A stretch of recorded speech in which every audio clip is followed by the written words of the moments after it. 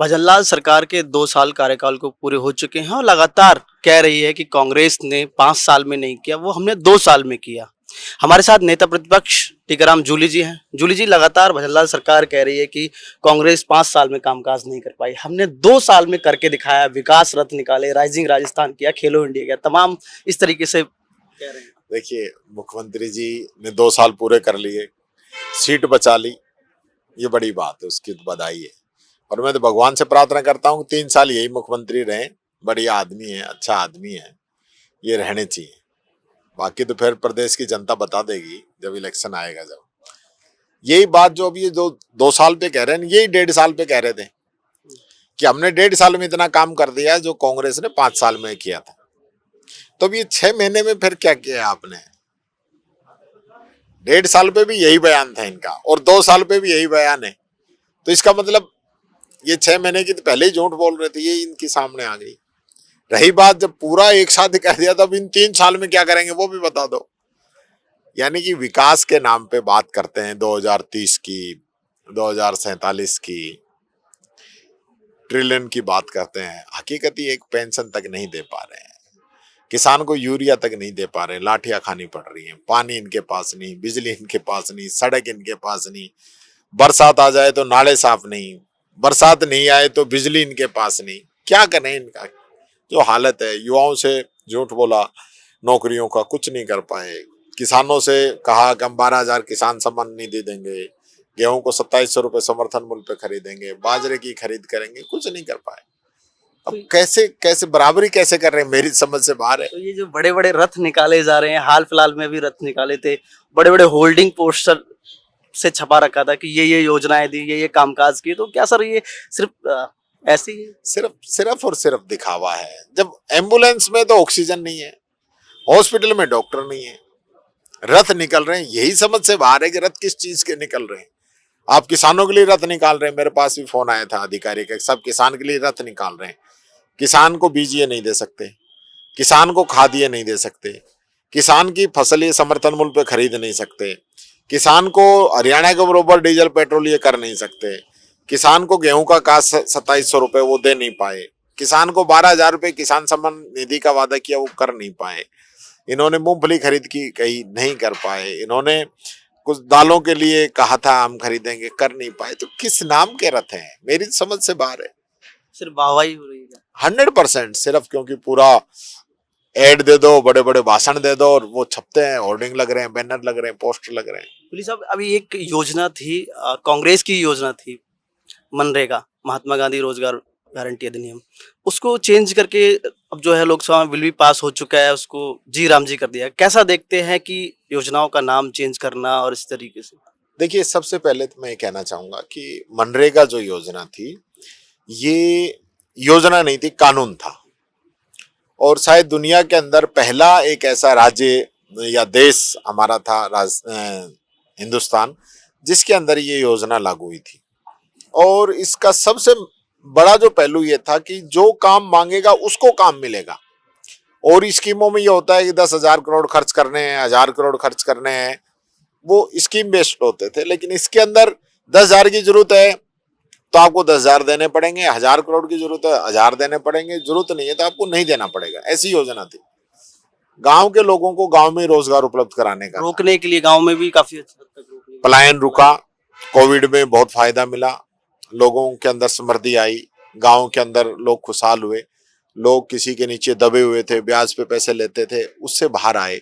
जो एक प्रकार की जो गांव के अंदर या छोटे इलाकों के अंदर जो एक प्रकार से तानाशाही चलती थी, उसको कहीं ना कहीं मजदूर आजाद हुए उससे, नहीं तो बंधुआ मजदूर की तरह काम करते थे, उससे बाहर निकले और इसका बहुत बड़ा व्यापक स्तर पे इसका फायदा मिला।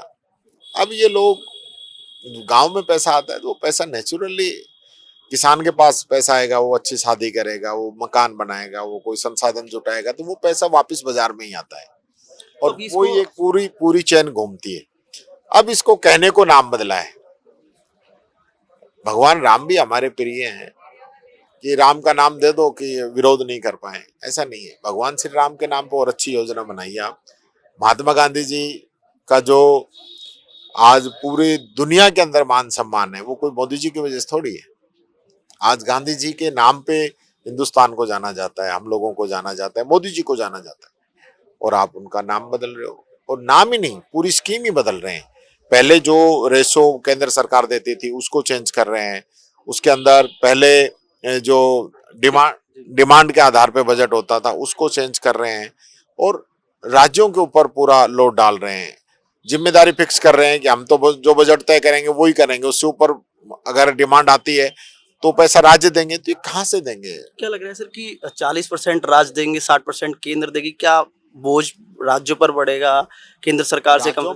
राज्यों पे बोझ भी बढ़ेगा, और राज्यों के अंदर भी इनकी मर्जी है। राजस्थान को कह देंगे हम तो इतना पैसा देंगे, बाकी पैसा दे राजस्थान।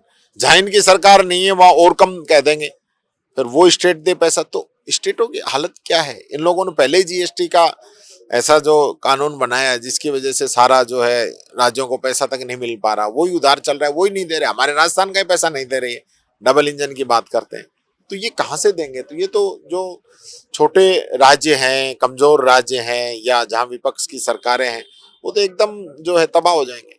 पुलिस साहब, अभी सुप्रीम कोर्ट ने अरावली की एक नई परिभाषा घोषित की है कि 100 मीटर से जो ऊपर की पहाड़ियां होंगी वो अरावली मानी जाएंगी, और बाकी की जो नीचे की हैं वो अरावली के दायरे में नहीं आएंगी। कैसा देखते हैं कि क्या अब तो बहुत यानी खुली छूट दे दी गई है, खनन माफिया सक्रिय हो जाएंगे बहुत ज्यादा?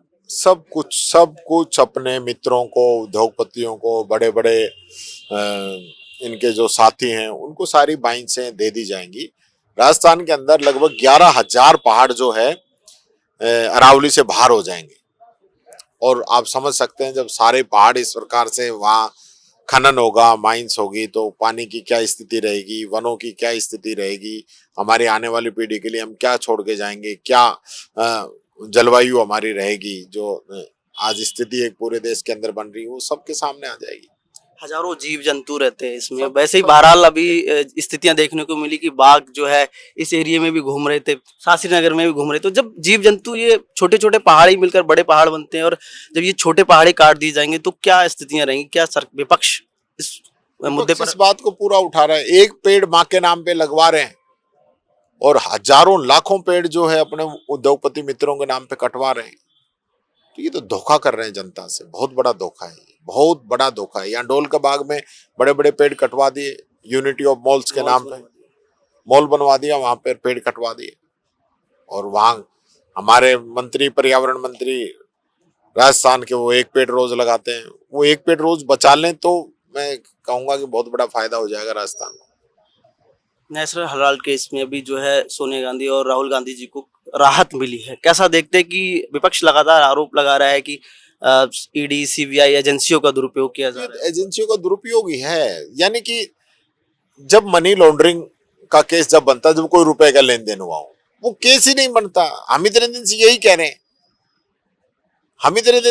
रहे हैं, इससे पहले भी जो सुब्रमण्यम स्वामी ने जो एप्लीकेशन लगाई थी वो तो उन्होंने 14 में लगा दी थी। उस समय भी तो बीजेपी की सरकार थी, उस समय सबने मना कर दिया था। लेकिन जबरदस्ती जो है 21 के अंदर वो एक एप्लीकेशन लगवाई गई, उस पर कार्रवाई कराई गई। 56 घंटे राहुल गांधी जी को, फिर सोनिया जी को, खड़गे साहब को बुलाया गया, पूछताछ की गई, उनको अरेस्ट किया गया। तो ये तरीका गलत है। यानी कि जो विपक्षी पार्टियां, उन पे तो केस लगा दो, मुकदमे लगा दो, उनको अंदर बंद कर दो। और जो जिन पे खुद आप भ्रष्टाचार के आरोप लगाते हो, जिसपे खुद पवार पे आपने आरोप लगाया था, अजीत पवार पे, वो डिप्टी सीएम है महाराष्ट्र के अंदर बीजेपी ज्वाइन करते ही। हेमंत बिश्व शर्मा पे आपने आरोप लगाए थे, वो सीएम है आसाम का, आपने तो लगाए थे। बीजेपी ज्वाइन करने के बाद सब साफ माफ, क्लीन चिट, ऐसी वॉशिंग मशीन है कि इसमें डाल दो सब साफ हो जाएगा। गंगा मैया से भी ज्यादा पवित्र हो गए ये तो।